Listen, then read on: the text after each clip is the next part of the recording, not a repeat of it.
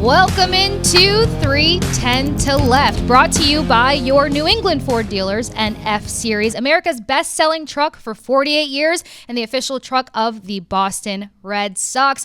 Casey and Lenny at the helm today. We have a tall ship to steer here, Lenny, but I was going to say I'm so excited to see you, which I still kind of am, but then you showed me your pets. You showed me one of three eight-legged creatures, and it just made me question some things. But how's it going?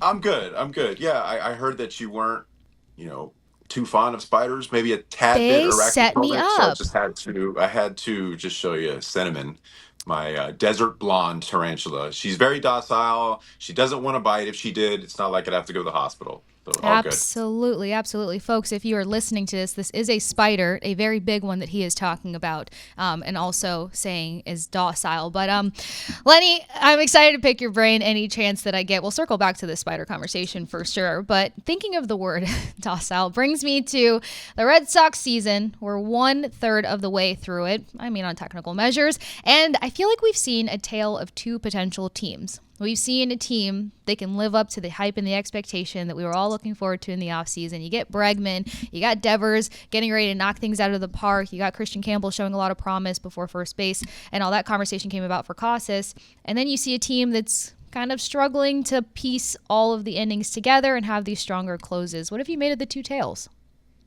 Yeah, it's tough because when they win, they're firing on all cylinders. There's so many different aspects of this game that have to go right. If they're hitting the ball, the bullpen will collapse. If their starting pitching's there and the bullpen's there, they're striking out too many times. And I feel like when they're consistent through all facets of the game, that's when this team is successful. They can go out and continue to beat good teams like the Mets.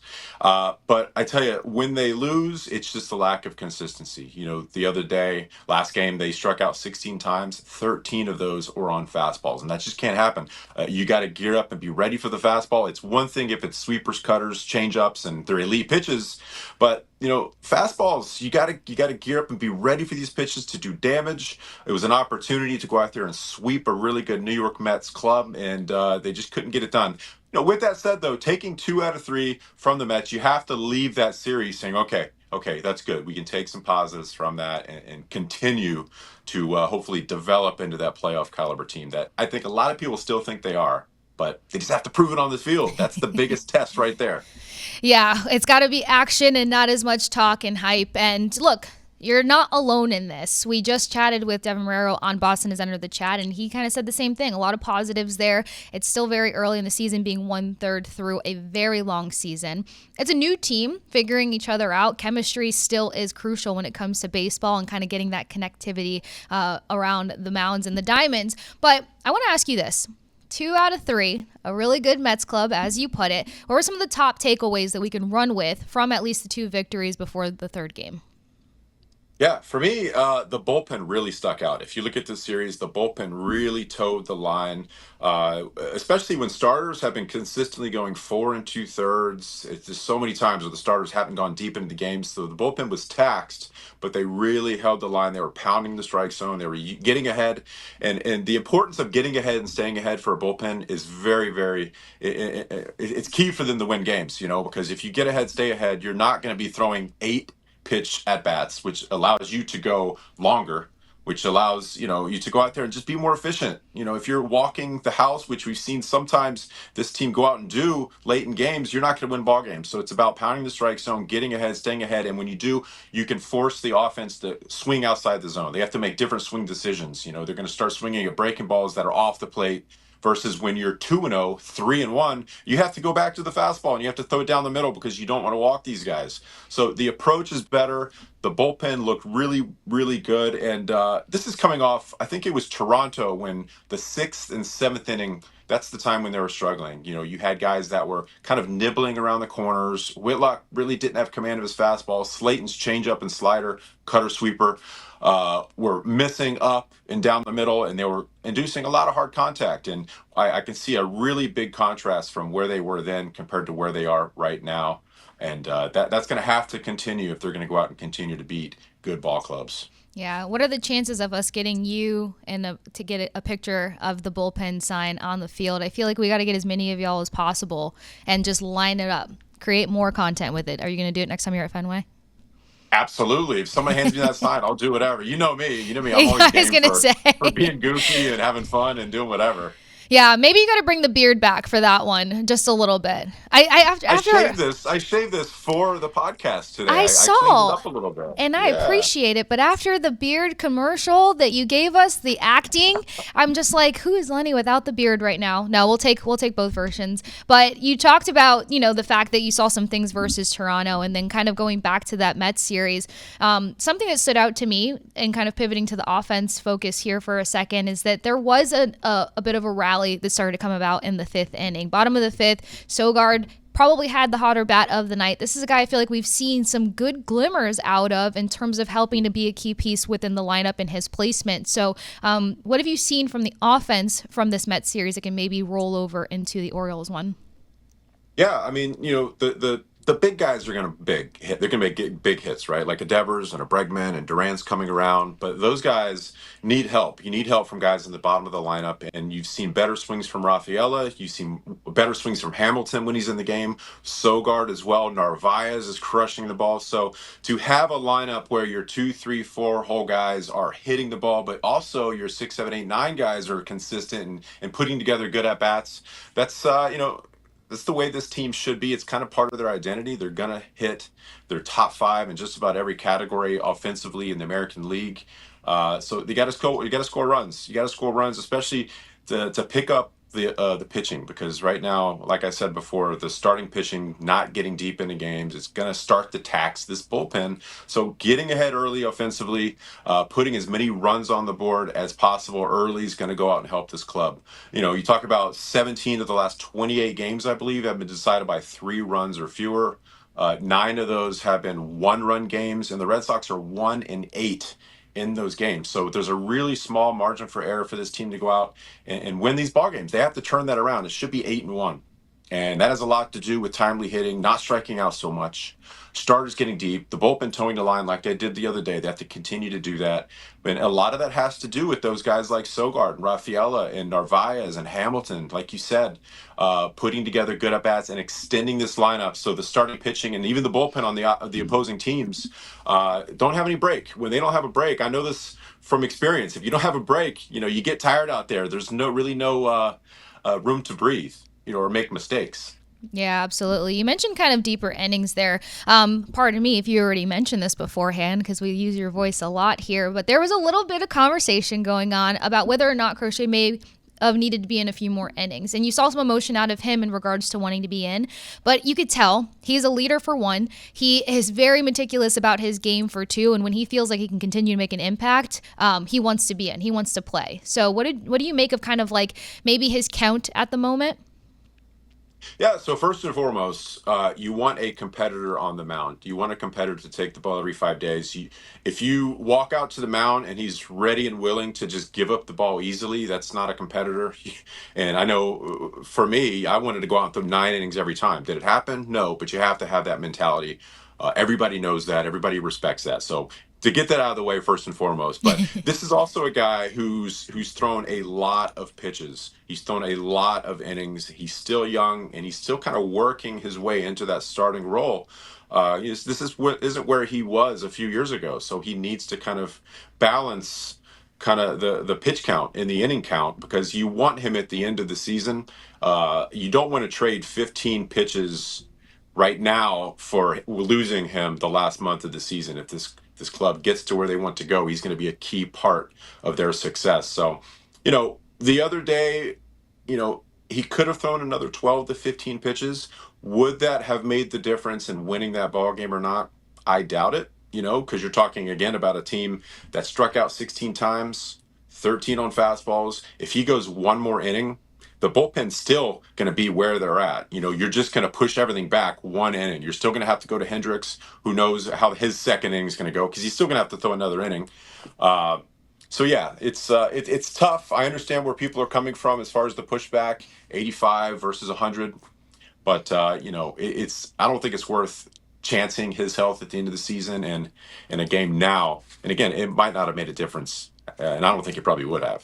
Yeah. Well, then you're also talking about a team that's probably a little trepidatious because of how many injuries have come out the gate of the beginning of this season. Like, the last thing you want to do is tax out your ace. So I had an understanding to the point of, like, it is a very long season, and the count may make you feel like you'd get over certain humps of this game, being those innings that seem to keep catching their number. But yeah, I needed to get your insight on that. Moments ago, you mentioned identity. Do you have a gauge on this team's identity yet? Or is 1/3 of the way too early? So, they're going to hit. I feel like they're a ball club. And I talked to John Gibbons the other day on the bench. He's one of the coaches in the Mets organization. And I had him in Kansas City. And, all he talked about was, man, this team can hit. This team can hit. That's what people think about when they come into Boston, about this offense. So I think that is their identity, going out, hitting the ball, but also kind of running the bases too. This is a club that has power potential. They slug, but they also run really, really well. They've got guys like Duran and Rafaela and even Romy when he's healthy, that can run around the bases and cause chaos on the base paths and turn singles into doubles and doubles into triples and force the defense to make mistakes because of that. We saw that the other day with Alonso. Duran running down the first baseline. He was going to take the bag himself and looked up and said, "Oh my gosh, I have to get rid of this ball," and then overthrew the pitcher, and then Duran ended up on second base. That's something that speed does, and it's also part of this team's identity. So I feel like that's what you think of. But as far as pitching, you've got some quality arms out there as well. Crochet, who is an ace, every time he takes the mound, he's going to give his team a chance to win. uh, and positive negatives as well. Defensively, that's another thing. They're not good defensively. They have gotten a lot better. This past series was a really good example of how they can actually catch the ball and throw it, and that'll help this team win series. But it still has to get better. It has to get more consistent, and I feel like they're on their way and to get to that point. Yeah. What's it going to take to hit that next step? Like, what's a small change that has to take place? Because a couple of weeks ago, we were just hearing of like a bunch of errors. And then some people felt like those corrections were coming to place. And then, the fall apart still tends to happen sometimes.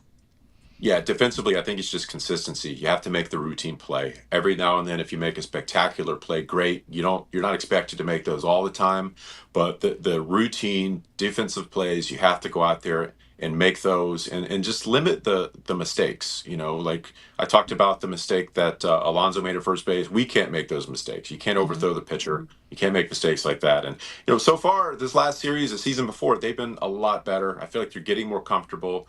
The more comfortable they are, the more confident they'll get, and that will, continue to show up on the field. Yeah. And it's going to take those extra reps, right? So we got some guys working in and trying to figure out what this first base situation is going to look like. The Red Sox do acquire some depth there with Ryan Noda, but he's down in AAA. We're going to get to all of that and more because this first base conversation deserves so much time and respect, right, Lenny? So make sure you stick with us here on 3:10 to left. Hitting a quick break here, but on the other side, that first base conversation heating up.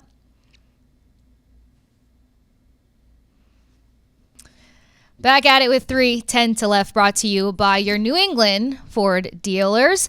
Chatting with Lenny here. A lot of words these days. We can I've talk. been up since 4 a.m. Talk. We can talk. We're going to talk, actually. It's better. Before we get to our new angel in town, we're going to talk about Kristian Campbell working out at first base, being coachable, and just kind of what you've seen out of him as a whole and what that transition's like. I know we keep talking about first base, but at least we can remove the whole should Devers jump into this conversation at the moment, right? So talk to me about what you've seen out of Kristian Campbell.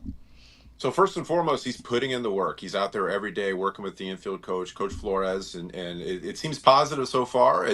I always go back to that scene in Moneyball where they're sitting around and they say, "Oh, moving to first base, it's easy, right?" And he looks over at the actor playing Ron Washington, and he says, "Right?" And he says, "It's incredibly hard." Right? Everybody thinks it's easy, but it's not. There's a lot of instincts that are involved as far as when to go to your right or when to let the second baseman veer to the left to get baseballs. Once you're around the bag, there's a lot of different footwork. It's really different than any other position. You have to kind of hover around the bag and then wait till the ball's thrown and then get to either side of the 18-inch extra large pizza that we're using today on the field, right? So if you're 18 inches this way or this way, that could mean the difference between a bang bang play. So being able to get your footwork around the bag, very important. Stretching, you don't want to get hurt either. So there's so many different aspects to the game. and instincts need to take over. So what he's doing right now is just working on the footwork, trying to get comfortable. So when game time comes around, he doesn't have to think. All he has to do is go out and react. And Yeah, listening to Alex Cora talk about, you know, hit that position, there are things that are going to happen in the game that he can't practice, and that's just going to happen. It's going to happen, especially because he's a young player, and just let it happen and go from there. just let it happen. It sounds like it is a truly instinctual position and requirement. And I think, does any of his youth play into this, like not trying to throw him in too quickly because of how instinctual it is? Like he's already getting up to speed on the major leagues and being able to produce on that end, but having that natural instinct once you get the call up to the big leagues, like, do you think that's a part of it? Yeah. I think the younger you are, the more moldable you are. Is that a word? The more Yeah. you're able to I said mold taught yourself to a earlier, so you certain. can mold. So yeah, it's about being able to adapt and mold yourself to certain positions. And he's an athlete. We've seen him play a really good center field, and he's adapting to second base really well right now. We've been impressed. So this is just one more thing on his plate. Not saying it's easy, but to me, he's putting in the work. He has a lot of people around him helping him out, giving him good advice. Not only coaches, but we saw Sogard the other day kind of walk out when he was getting his work in and offer some advice as well. Who's another guy that's kind of learning that position too at a young age. So having everybody around him pulling in that direction is going to be huge and key for him to go out there and have success. Yeah, absolutely. Which that brings me to the question of, are all signs pointing to this is going to be Kristian Campbell's job once he gets more comfortable and confident doing these workouts with Jose Flores? I think so. I think so. And with that said, I heard Alex Corris say the other day he's probably at like a 3 or a 4 out of 10 as far as ready to go, which to That's me good to was know. surprising because I thought he looked pretty good out there, but which tells me that there needs to be time and Yeah. reps, and who knows if that's a couple weeks or a month. We really don't know. But yeah, I think once he's ready, that's going to be his position to Mhm. lose. And when he's there, I'm assuming that means Meyer's going to get the call, who's been in Worcester playing a really good second base. And hopefully the pieces will come together and it'll be that simple, right? Problem Yeah. solved, it's fixed, everybody's playing good baseball and the team's winning. Who knows? Right. Well, we've heard the echoes of bring up Marcelo over and over and over again. I mean, hey, if I didn't know much about Red Sox baseball, I would know Marcelo because of how often I have seen people tweet about bringing him up. How promising is this that not only fans want to see this happen, but that it sounds like we're trusting the fact that Campbell can be impactful at first and Marcelo can come up and make a difference as well? I just think it's really exciting for Red Sox fans. We've got Meyer down in AAA. We've got Anthony Campbell, who's like the big three. He's already up. So I think people are just kind of ready and willing to see what these guys are going to bring to the table. And it doesn't hurt that the fact that this team's been hovering around 500 for the majority of the season. So fans are looking for some sort of spark to kind of ignite this team to get them to play a little bit better style of baseball. And they're not wrong. They're not wrong. Pulling up a guy that as athletic as Meyer, who could play a really good second base, is that could be just what this team needs to go out there and take the turn into a positive direction. Yeah, during spring training, we had a number of people that thought that he may actually make an appearance, getting a call up sooner rather than later. I mean, again, it's still very soon in the season, so the time feels right. But what is the difficulty with the position change here for Meyer? Like, do we think that that would take a little bit more time? Everyone's getting the workout in, but the timeline potential.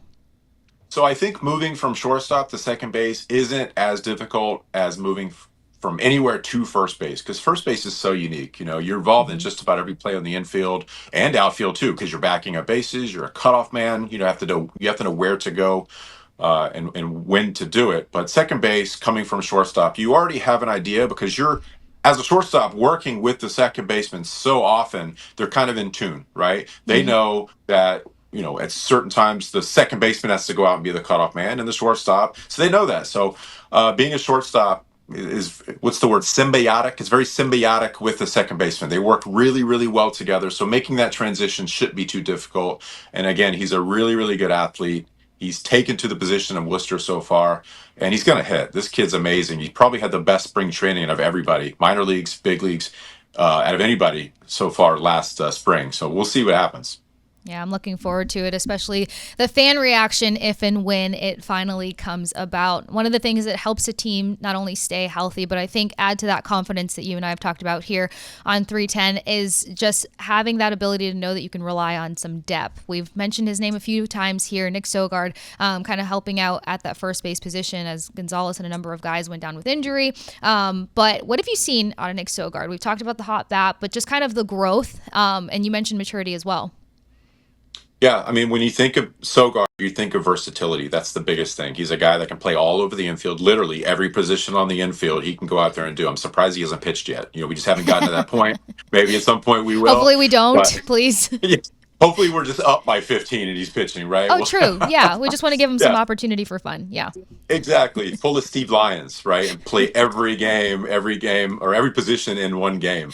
But I've been impressed with his glove, and it's not surprising. He's a good infielder. He's with his glove, it transfers. Being a shortstop, if you can be athletic and take those short hops, it's transferred to the first base position, and he's learning as well. The other day we saw him. There was a play, like a little short hop between the first base and the pitcher, and went to the second baseman. He kind of ranged to go get it, and then said, "Oh no, I got to go cover first base." Turned around and saw Crochet running toward first. He assumed that Crochet was going to be there, waiting for the ball, so he ducked, and then the ball went over his head. Everybody kind of said, "He ducked. What was that all about?" Again, that's a learning process, right? He has to realize that, okay, I'm going to take one step to the right. If I know I can't get this ball, I know the second base is going to get it. I have to bust it back to the bag and be ready for that ball. And a little bit of a communication issue, but again, it's a learning process. He's young. Everybody's still learning at that position. And that's something you only do once, right? You kind of learn from it and go from there. Yeah, you don't want to see that happen again, and I'm sure he doesn't. You see the disappointment on these guys' face right away, and it makes you feel horrible when you witness the mistake or the miscommunication or anything that takes place. I think of the play the other night when they were talking about Bregman trying to do the bare hand grab on it, and as soon as he sat up and realized that he missed the ball, it was just like his soul left his body. Wish could have helped him out there, that's for sure. Have you had a moment like that in your career where you're just like, oh, like sick to your stomach in the middle of the game, or it just hits you after the fact? Oh, absolutely. I remember one time specifically, I want to say it was 2004, where I'm on the mound and there's a ball similar to what I was talking about, kind of between second base and first base. And I hesitated instead of busting it to first base to go cover the bag. I kind of just sat there for a second. If you sit there for a second, it's too late. And Gone. by the time I went to first base, it was way too late. I messed up. I messed up. It Oh. was a mental error, and Tito Francona let me have it after the game too. He like straight office talk. What are you doing, rookie? Type stuff. And again, that's another one of those things. Like, it happens one time. You're so embarrassed about it. It's never going to happen again. And you just have to realize that you're never a spectator on the field, right? Right. There's always somewhere to go. You're always moving around and hustling to go get balls or covering positions. And for Bregman, that's a one-hand play. It's always do or die. He shouldn't feel bad about that, because it's such a tough play. And if you make it, great. If not, nobody really expects you to make that as a high percentage play. Do or die plays are great and they're fun to watch, but man, they are difficult when you're barehanding a ball and making that cross your body throw towards first base. Extremely difficult. Yeah, well, and we've seen him handle those do or die situations quite He does well it really and well. quite He poised. really does. Exactly. That's why just seeing that little bit of emotion that he showed in that moment, I was like, oh yeah, that killed him, because he's such a poised guy. That brings us to the new Angel, or now former Angel, that is going to be entering New England, gracing us with his presence. That is Ryan Noda, heading down to AAA. But what does that do for this first base conversation? Because the first thing that comes to mind is adding to that depth that we just talked about, but maybe, what it could mean for the timeline of Campbell or anything else. So what does this acquisition mean? Yeah, I mean, you said it. It's depth. It's having a plan B, having a plan C. We don't know where this is going to go, but it's Craig Breslow's style to be able to kind of fill certain positions just in case something happens, and just in case something happens off of that as well. So this is a guy that has, 164 games in the big leagues. Majority at first base. He's been in Salt Lake City, AAA for the Angels, playing majority outfield though, right? But Mm-hmm. he does have the experience, and looking at the numbers, his batting average isn't great. He does hit the ball hard though, and listening and reading the great Alex Spear. He says that those batting average numbers probably would be a little bit higher because of the hard contact that he has displayed so far. So we'll see. I mean, there's nothing guaranteed in this game. It's not a bad idea to have somebody that has experience at the big league level at first base, just in case it goes south and it doesn't work out. We're hoping Campbell takes to it, and he's a career 15, 20-year career first baseman and a Hall of Famer, right? But you never know. There's nothing guaranteed in this game, so having a backup plan is really prudent and I think smart. Yeah, we've seen it prove itself time and time again. All right, we've got two avenues we can take here, Lenny. We're going to continue this first base conversation, but people want to know, are there options that we haven't thought of? And I will set you up with this. On the first Unobstructed Views here on Nesson, we had tweets coming in. Everyone's emotional, talking about Tristan Casas, the unexpected. Somebody even mentioned putting Duran at first base. So what are some options that you have heard? And what are some options there? Your face is telling us everything. So if you're not watching us, Lenny definitely just gave us the most quizzical face to say, are you crazy? But go ahead, unpack that for me, Lenny. Yeah, I'm not putting Duran at first base just because he's really good in the outfield, and there are other options. Here's something that I've heard, not from any official channels, but it's an option, and it's not quite as bonkers, I think, as putting Duran there. But if you were to put maybe Trevor Story at first Oh, base, and then put Meyer at shortstop, and then you could keep Campbell at second base, who's developing into that role. I mean, it's a little less impact on Trevor Story, who's not a spring chicken anymore. He's not old, but it's something that I feel like he could take to as well with his athleticism and quickness with his feet. And think about it. Meyer's natural position is shortstop. You have the Meyer and Campbell tandem right there, two youngsters kind of learning the big leagues in real time. So yeah, I mean, who knows if Story would go for that? Who knows if they would broach the subject or if he would even volunteer? Who knows? But it's just another option to think about. all right. Another option to throw in the mix. Have you heard anything else, maybe less or more outlandish than what I mentioned on Twitter? Just so everybody knows, this is not my thoughts. I would have never said something so bonkers as you put it. But have you heard anything else come down the pipeline that fans or anybody else have made like a potential of? I really haven't. I really haven't. And, seeing Sogard and Toro play first base and seeing Campbell work out there so often consistently before these games, I feel like that's kind of what they're banking on right now. I feel like it makes sense compared to the other scenarios that we've thrown out so far just now. I feel like that's kind of where they're banking. And again, if that doesn't pan out, having Noda in the organization too would probably happen before putting a Story or a Duran at first. All right, perfect. And it's official. We can put the Devers at first. It's easy. Maybe have you seen him take ground balls? You don't want to see him take ground balls. All these things that have revolved around our dear DH. We can put that to bed, or could we maybe see this story rear its head again down the stretch? Yeah, I don't want to say the conversations have stopped because I don't know that for a fact, but I'm guessing that the conversations are just a mere whisper right now. If there's anything happening internally, it's probably calmed down just a little bit. Probably because of the fact that he's putting up David Ortiz DH numbers right now, and you kind of want to leave him alone, just kind of let him do his thing. We saw a walk-off, his first career walk-off home run the other day, and then the next day hit a grand slam which didn't contribute to a victory, but still, you can't deny that he's seeing the ball really well. His approach is so much better this year as far as taking pitches. He's not expanding outside the strike zone, and that's leading to pitchers coming into the strike zone, and that's where he does his damage. He's just crushing the ball right now. So, yeah, I mean, I doubt they're really pressing him on the situation right now, and you don't want the Rafael Devers that we had in the first week of the season, where 0 for Right. 19, 15 strikeouts. And I think he was dealing with a lot of mental instability when it came to moving to DH. And now he's comfortable. So maybe just pump the brakes a little bit, leave him alone, let him do his thing. See ball, hit ball. That's what it should be. See ball, hit ball. I love it. Look, I come from a hockey background, and superstition is a big thing, and part of superstition is routine. So while he stays hot, don't throw a wrench into the routine. You know what we're hoping gets hot and stays hot is going to be this series with the Orioles. There's a lot of expectations, but we'll break down a preview on the other side of this break, so don't go anywhere. Continue to hang out with Lenny and myself here on 310 to the left on the other side.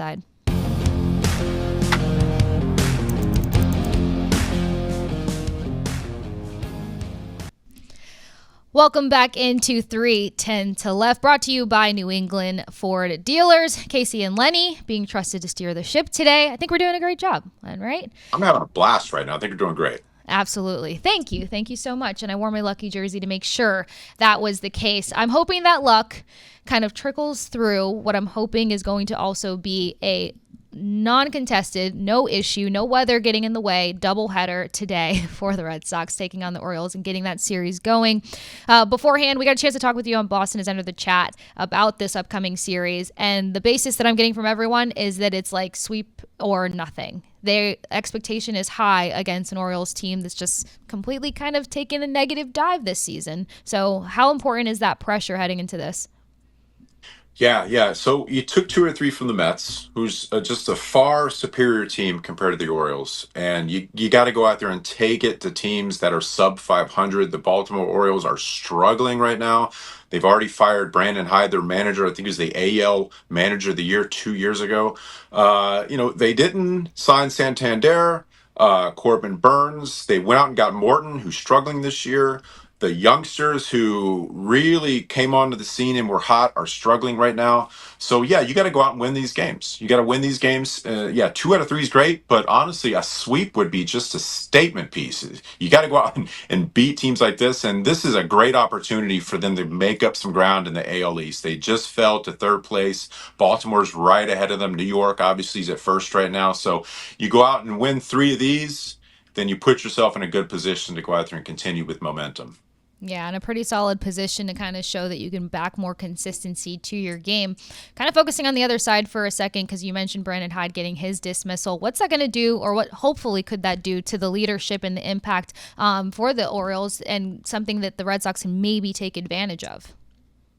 I don't think it's going to do anything for Baltimore, to be honest. Yeah. I feel like this isn't one of those things where, oh, they fired the manager. We're going to go out there and play well now. No, they've been trying to play well. They've dealt with some injuries. They're underperforming. We talked about Morton. I think he's 0-5 right now. This is a guy who's been playing for a long time, had a really, really long, successful career.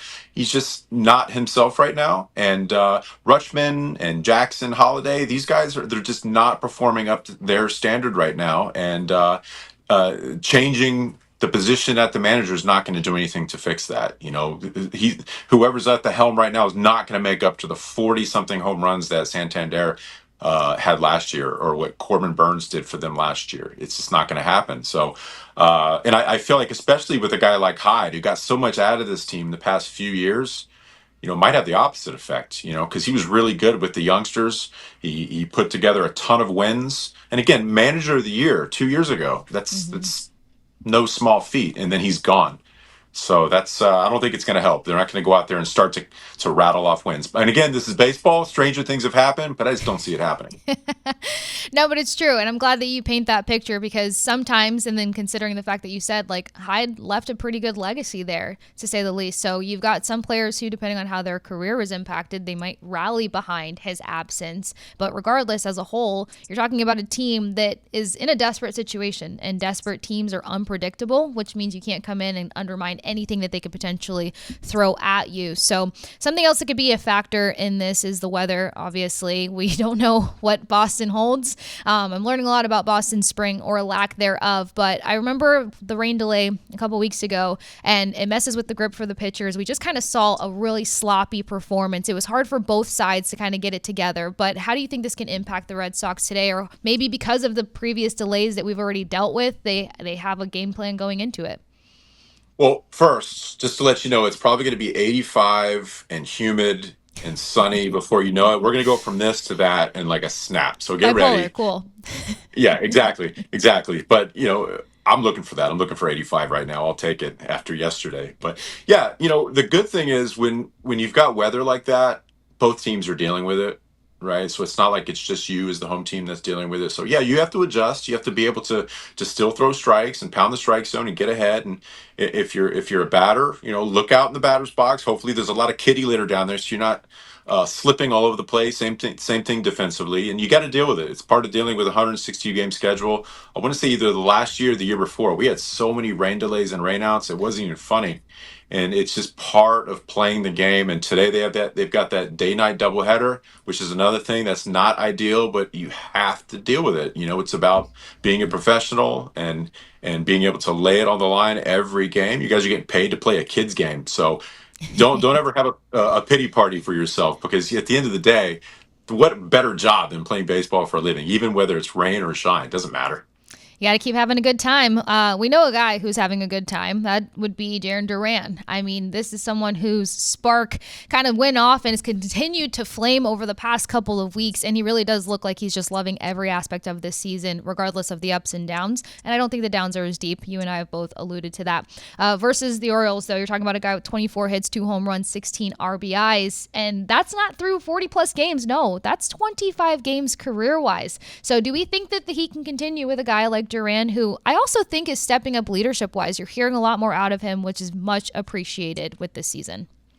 I do. And I love the fact that I think it was last week that he came out and talked to the media and said, I was looking at stats, I was looking at footage of this or that, and I came to the realization, or the light bulb moment, that, okay, my stats this year have been better than what they were at this time last year, which is huge. He came up with the leg kick last year. He's back with that. He's seeing the ball. He's hitting the ball the other way, which is huge for him. All these lefties need to consider knocking down the green monster. If you're hitting the ball in that direction, it's going to make you overall a better hitter. The approach is going to hopefully help you pull the ball as well, because you're seeing it deep, and it's going to help you stay on the breaking ball as well. But he's doing a good job. And again, like you said, he's having fun out there. I think that has a lot to do with success on the baseball field. When you're struggling internally and you feel like you're worse than you actually are, that's not going to help the situation. Right. And he's dealt with a lot in his career. And to see him smile and go out there and continue to have confidence and play the game in a fun way, so to speak, is really it makes me happy. Really, it's going to make this club win ball games. Yeah, he's keeping things exciting alongside another guy, Alex Bregman, 8 home runs versus the Orioles. And you mentioned the green monster. We're seeing a lot of guys find that connection from the bat, the ball, to the green monster. I'm wearing my green monster green today. I'm hoping that it is good luck. What could we potentially expect out of the leader as well as the player that is Alex Bregman? I got to get one of those jerseys, first of all. That thing is You sweet. don't have I need to one? get one of those. Oh, no. Oh my gosh. I didn't mean to throw it in I your need to get face. one. No, I'm just kidding. No, that's okay. That's all right. They're pretty They got sweet. I cool saw details. Really cool details on it. I don't know who can see it, but they've got like the scoreboard lights and cool. stuff down here and all of the goods. The contrast in here is pretty wild, but we'll get you one. We will. All right. Thank you. Just you might know somebody. I Yeah. think I know somebody. Yeah. Okay. All right. But to get back to Bregman, his swing is built for Fenway Park, right? He pulls the ball so well. We saw it the other day. He took a cut fastball on the outside corner, was able to get the barrel to it, and still hit it right through the monster. It's good to see him go out there and continue with that. He's really having a career season so far, which is saying something, because he's had a pretty darn good career. Defensively, early on, he had a little bit of a struggle here and there, was making some relatively easy plays look hard. But he's really gotten it together. He's putting together an outstanding season on both sides of the baseball, with the bat, the glove. He continues to be a leader in the clubhouse. I did radio the other day, and he volunteered to talk to us, and kind of really spoke well, and was a great sounding board about how this team is feeling at the moment. So yeah, he's a team leader. He continues to go out there and play good baseball, and to be able to have 2 leaders on that side of the infield, or on any organization, to have that in the clubhouse with Story and Bregman and a few other guys, it speaks numbers when you have youngsters like Campbell and even Rafaela and Sogar. These guys are young, and they're looking to the leadership to kind of speak up in the clubhouse. So he's really a big help to this club in that way as well.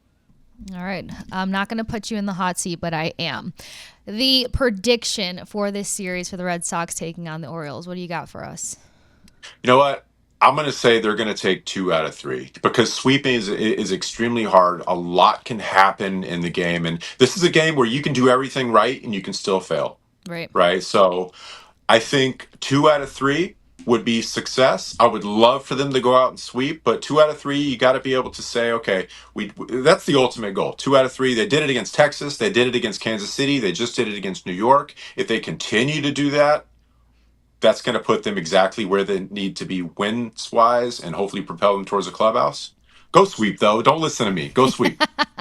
You're like, let's just change the expectation standard a little bit. I appreciate reality, honestly, more than just sitting here saying sweep or go home kind of vibes. I think these guys deserve a little bit more respect on their names than that. But we're going to continue to break down what the expectation is for this team, see how we can expand upon the identity. But the schedule is going to get harder, which makes this series that much more important. How can we prepare now for what's to come down the line? It's been mentioned that we're going to see a little bit too much Yankees coming up when it comes to the summertime stretch. So stick with us here on 310 to left, because on the other side, we continue to unpack all things Red Sox.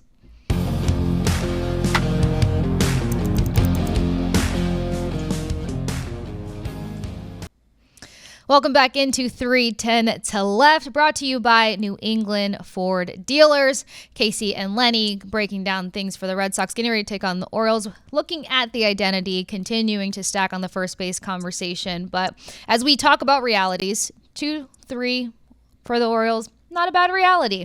This stretch coming up in June, though, how can the Red Sox prepare now so that they are in a better position to compete come that stretch of June? Yeah, so they're having to make up ground because on paper they had the easiest schedule going into this gauntlet that we just started around Kansas City, Texas, then Detroit, and then New York.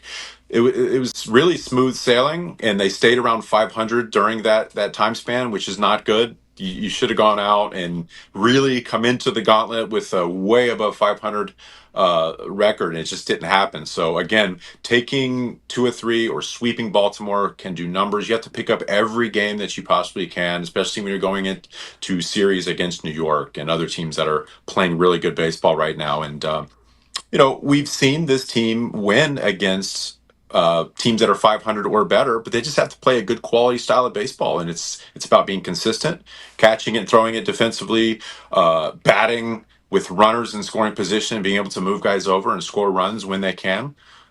We've seen too often them just kind of fail in that aspect, even with the fact that they're top 5 in every offensive category in the American League. It's all about situational hitting. It's great if you put up good power numbers, but if there's a runner on second base and you can't move him over and you can't get him in, who cares? It's all about the wins. You got to be able to win good baseball games against teams that are quality. Yeah, and sometimes when you're dancing on that 500 above or below line too much, fans want to sound the alarms. And when we sound the alarms, we start to question at what point to potentially look outside of the organization, see if there's some pieces that can come and just add that extra level and bring this roster to the completeness that we're trying to see more consistently. We did get an outside poll just yesterday, but do you think that we could see any more of that, or is it still too soon? I think it is a little soon, but you can never have too many arms, right? So if when the trade deadline does take place, I wouldn't be surprised if an arm showed up, in the clubhouse, because you never know what's going to happen, who's going to stay healthy. We've already seen Tanner Houck go down and Walker Buehler go down, and so yeah, getting arms is always important. As far as the first base position, you mentioned Noda. That's an option. Hopefully they don't need to go out and get a first baseman. Hopefully Campbell takes over there in the next week or month or whenever it is, and they just roll from there and they have success with him and Myers up. But we'll see. I mean, depth is important. I know they're always exploring options to see what they can do to make this team better in many different aspects. So yeah, their eyes are out in other organizations. When I was a minor leaguer, I remember somebody told me, and it kind of stuck.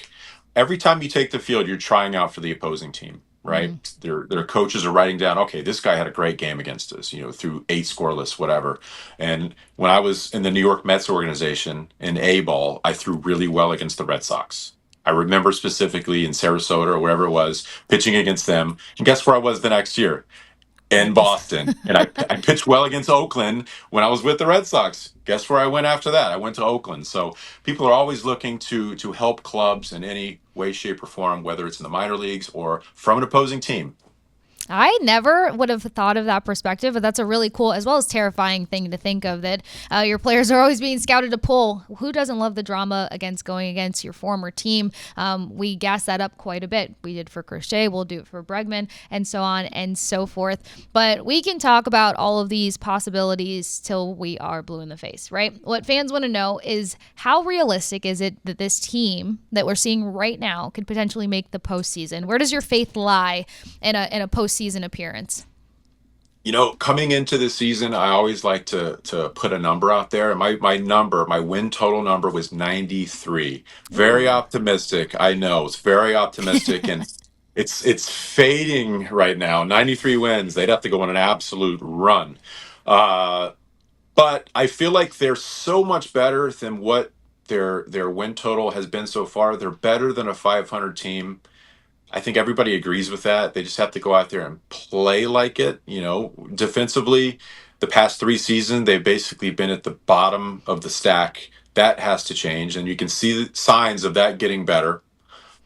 With pitching, starters have to get deep. If the starters get deep, throw 6 or 7 innings, it's going to save the bullpen. You're going to start to win more games. They're going to be less depleted out there late in the late innings. And they can go out there and win ball games against good clubs if they play that style of baseball. They just have to go out and do it, because the talent's there. They've been underperforming. And I think the Boston Red Sox club and the team would be the first to agree with that. They just haven't been performing up to expectations. And I'm not saying it's too late. They can go out on an absolute run and still go out there and win 88, 90 games, but they're just going to have to perform like they look on paper.